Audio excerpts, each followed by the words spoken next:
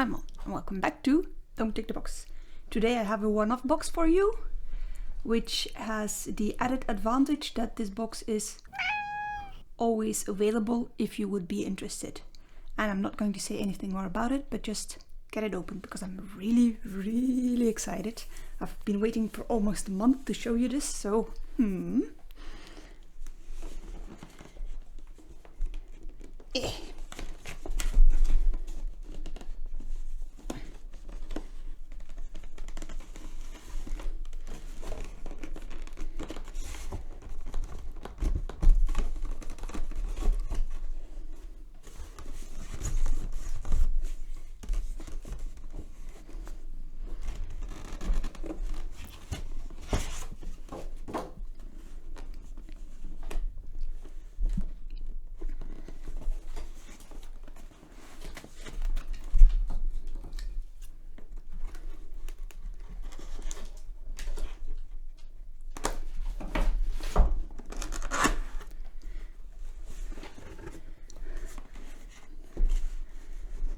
after this slight struggle, I'm going to give you the first few. Okay, so you can't see much just yet, but we have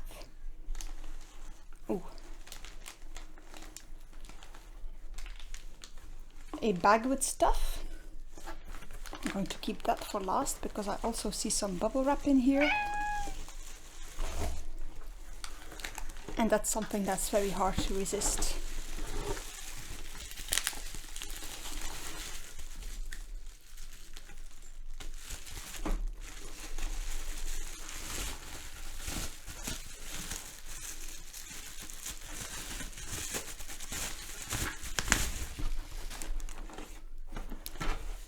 So, first of all, we get a box of prompt cards by their own brand. So you know, I bought this from the Mossery company.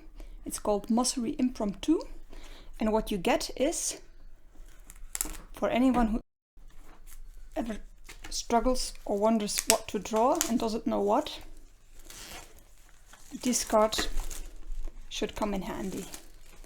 Now, I've read a lot about this, but obviously I don't have any so far, so I can only tell you what I have read and how these are described on the website.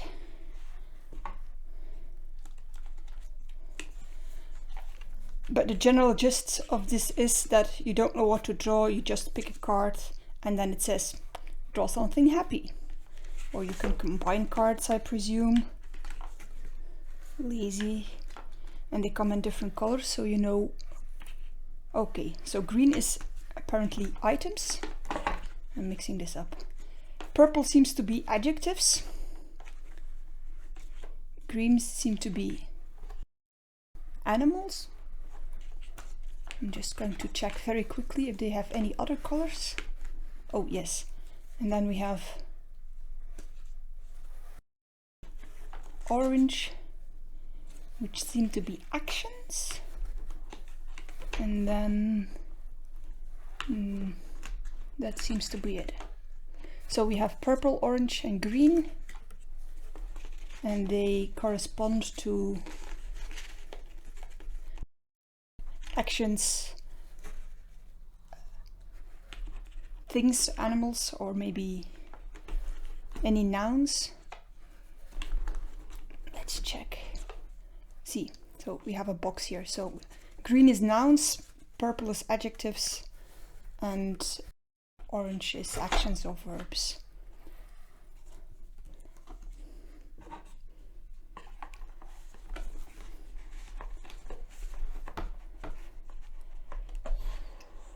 Yep.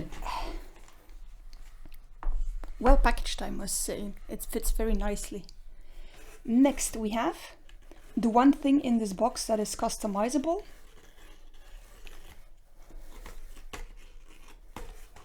Which is not the thing I'm opening, this is just the cover. But inside of this you will find this is also not interesting. a book cover, and what is so cool and special about this is that it's formulated especially for refills. So you only need to buy a cover once. It's very sturdy, very thick, and it has 2 pockets, one on either side, and a handy ribbon, and you can fill it with whatever you choose. Now for this box, it automatically comes with a watercolor paper refill, which is quite thick. Should be 300 GSM, and it does feel like that. It's only lightly textured, which is exactly what I like, and also the reason why I chose this one, obviously. But the cool thing is that there is a lot of different designs that you can choose for your cover, and then you can continue to use that cover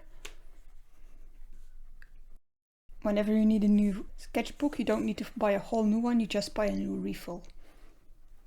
Isn't that neat? Well, I think it's neat. And then, lastly, probably the thing you are well, it's not lastly because there is a lot of stuff in this, but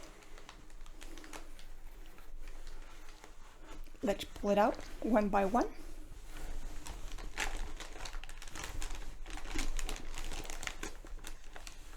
First of all, a acrylic palette, which is quite pretty, I think. Yeah, okay, I'll have to put it aside. It doesn't want to cooperate.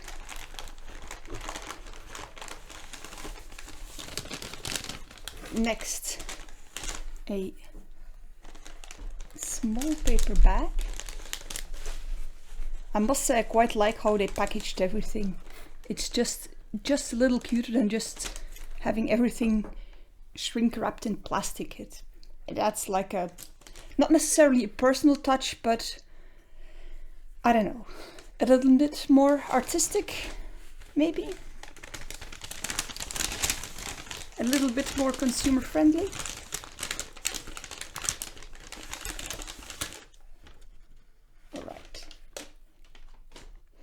Now, what have we here?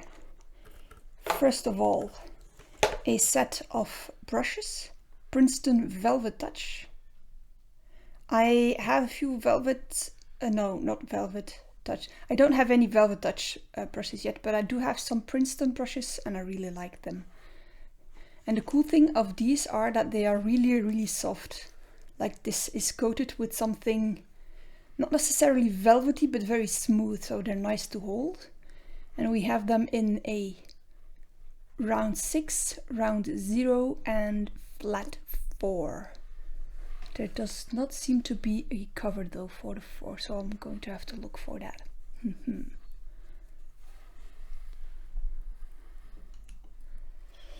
We also get a Pilot Color Eno in blue with blue refills. Now this might seem weird, but blue refills are actually quite handy if you want to scan in your drawings and to work them over, because this won't show up normally photocopied or scanned in. The trouble is, of course, that if you sketch in pencils that is not made for it, is that it will erase rather difficultly. This must be a very interesting box because both our cats are looking at it now.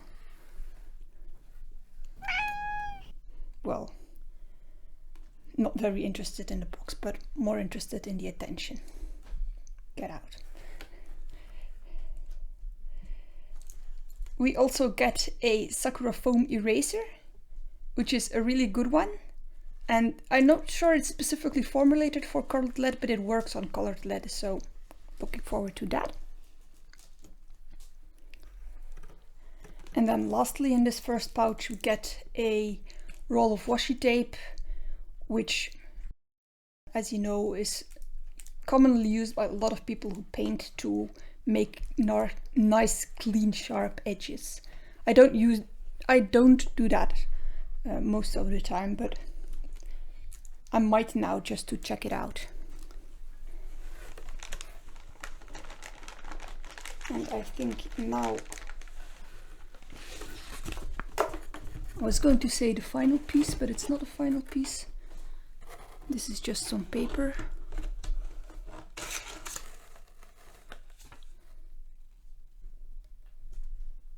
Oh, this is just some more information on the palette. Okay.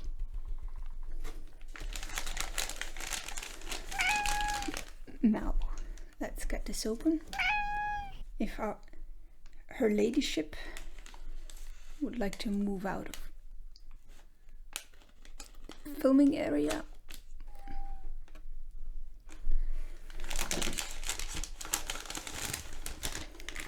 Now, people who follow this channel might think that they know what I'm going to pull out, but you will be very surprised that these are not watercolors, but in fact acrylic gouache, and we get it in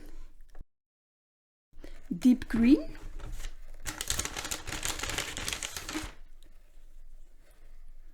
carmine,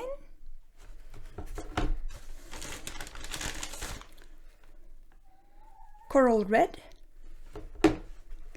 That looks really, really pretty. Ooh. Ice green.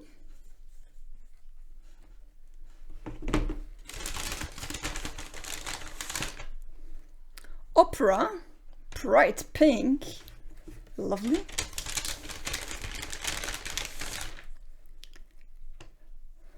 Primary white.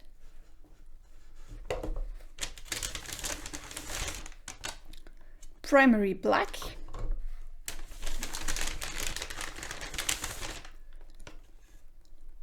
Ultramarine blue.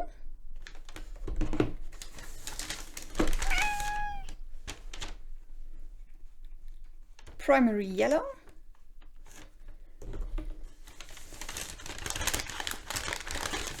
And lastly, aqua blue. So I'm going to put this box aside and maybe move out to cats. First of all, we're going to check this blue pencil lead.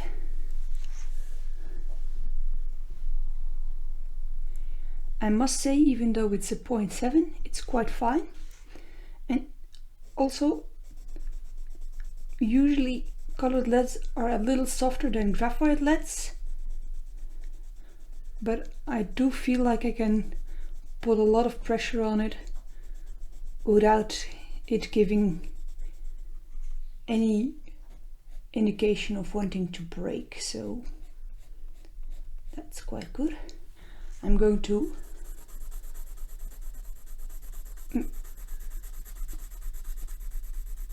get a large filling here so we can test out the next item.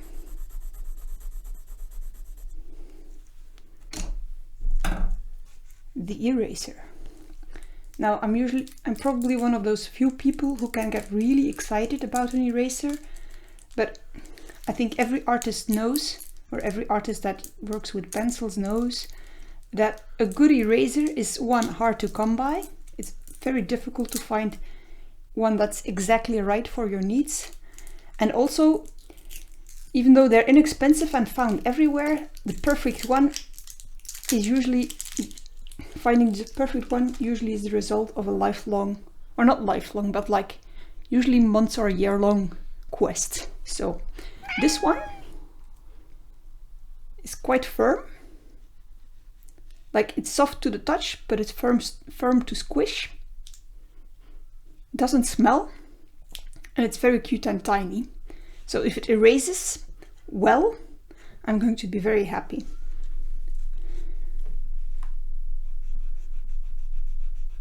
And look at that.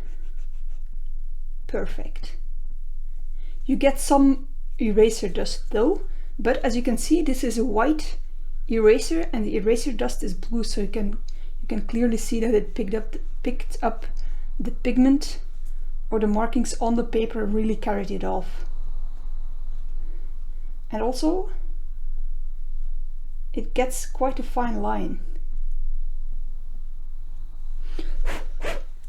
As you can see, the one in the middle is quite fine. So very, very happy. Going to put this aside. Possibly the star of the box. Not sure yet, but possibly. It's not really necessary, but since we have it, I'm also going to add a little swatch of the masking paper. First, I'm going to struggle on camera with it, getting it open,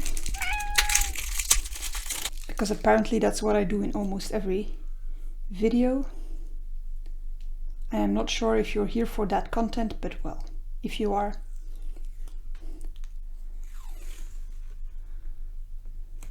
I'd like to deliver. Boop.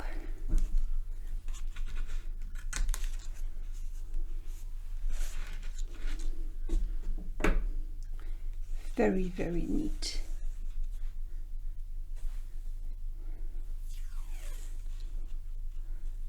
I'm going to add in an extra one because I just realized I can also use this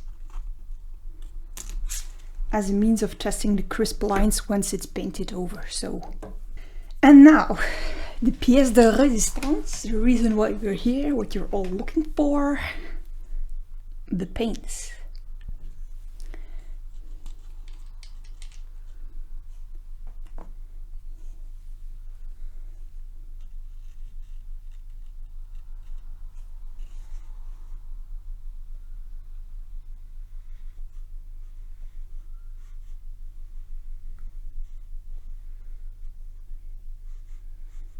I must say it's not as opaque as I thought it would be, but they lay down quite smooth. So this was the white.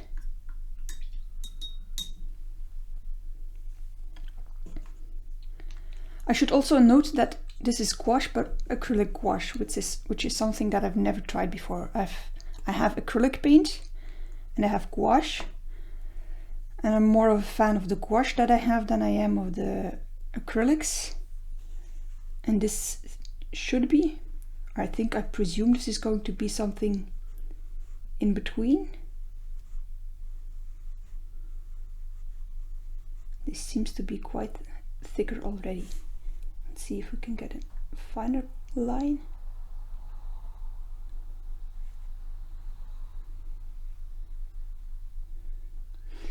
I might be doing these supposedly fine lines with the wrong type of brush actually, but this seems to be a little bit more opaque already, which is kind of weird because when you use watercolor you're used to adding white to get something more opaque, so it's kind of weird that the white is not opaque, but well, could be just me.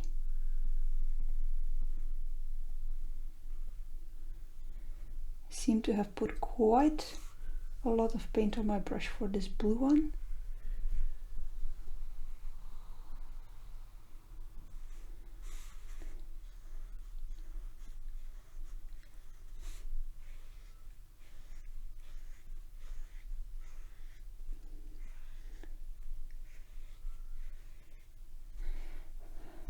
I must note though that obviously the washi tape is a little coated and a little plasticky, and the paint does hold a lot better on the page, which is also something that is nice to know. Next we have the Ultramarine Blue. This is a color that I'm always really excited about, because this is usually the primary blue that you get and the one you will use to mix greens if your palette doesn't have one. And it is really nice.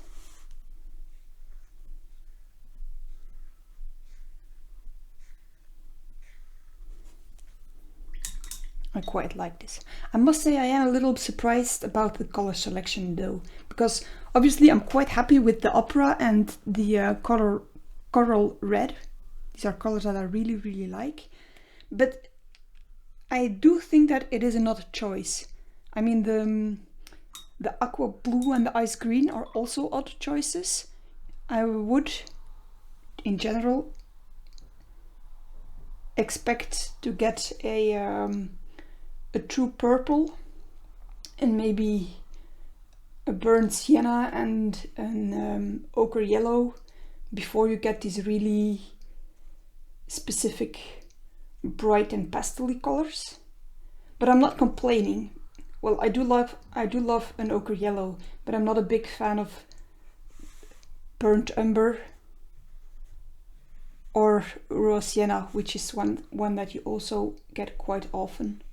So I'm actually very, very happy. The only drawback is that we don't have a lot of yellow to mix, and that is something that I do. Well, unless I'm painting penguins, I actually use quite a lot of yellow. So I'm almost certain that that will be the color that I will have to replace first. Anyway, in between we have the carmine red, which is very, very, very bright. Very dark, I should say, not bright. I said bright when I meant pigmented, but same thing, I'm very happy with it. Next we have the opera, which is a sort of fluorescent pink, but I seem to have either it's a little bit more transparent by itself, or I use too much water, because this seems to be, it's very bright, but it's also transparent, which I did not expect, because all the other colors so far have been quite opaque.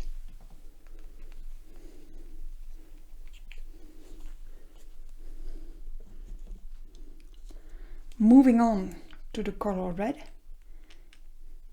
which for everybody who has seen more than one video is a color I'm quite excited about, because I much prefer this over the true bright orange that you would usually get. This is also a type of orange, obviously, or could be classified as a type of orange, but as you can see, it's a far more subtle and therefore far more useful color. I may be contradicting myself here, because on the one side I always say that I'm very, very happy with bright colors, which is true, but that's not the case for orange, because I really hate bright orange. And now, enough with the orange bashing. Moving on to almost our final colors. This is primary yellow, and as expected of a lighter color, also apparently a little bit more transparent, but not as transparent as I had feared, and indeed very, very bright. So I'm quite happy with that.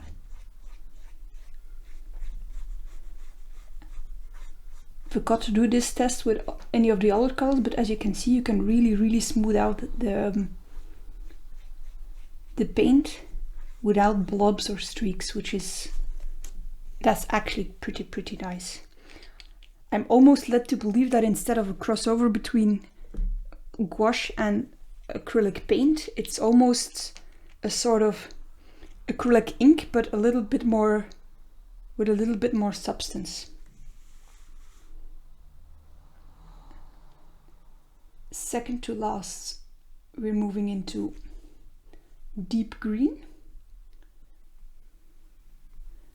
which is very dark, and I should say quite suited, I think, for seaweed and dark forests.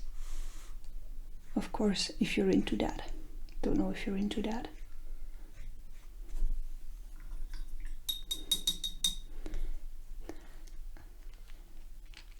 While we're still swatching, I'm also going to say I'm quite impressed with the brushes that we got. I mean, I know Princeton, and I've never had a brush of them by this brand that I didn't like, but still, some brushes need some getting used to, and these really don't. And now we're moving into our final color, the primary black.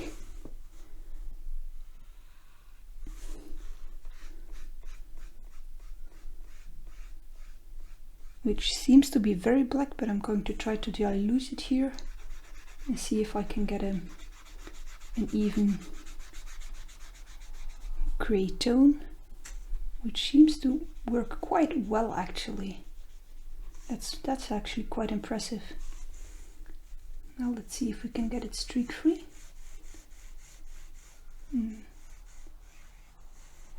It appears that you have to be careful when diluting that you don't dilute halfway, because I can clearly see where I started, like here, where I started to dilute it, you can clearly see the streaks coming in. And also once diluted, it does granulate a little, which I did not anticipate. But the proper, like the clear black, like you would actually use it, is quite thick and opaque, so that's nice. Anyway, that's everything swatched. I almost forgot. I'm going to leave the other one on because I don't want to risk tearing my paper any more than necessary.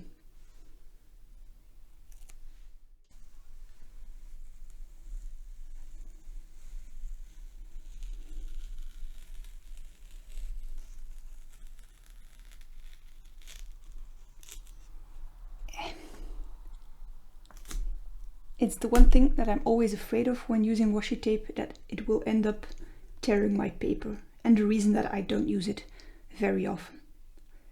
For the most part though, it does give very clear sharp edges that people are looking for in general. Mission semi-accomplished, I should think. Now I'm going to think a little bit, reflect a little bit, pull out some cards out of our prompt box and see what we can sketch.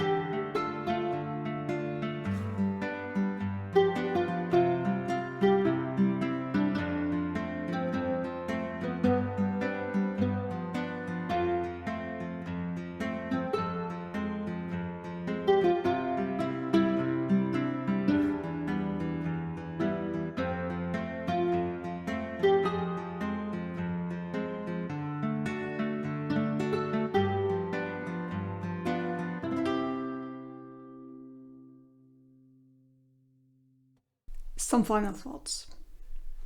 I'm very happy.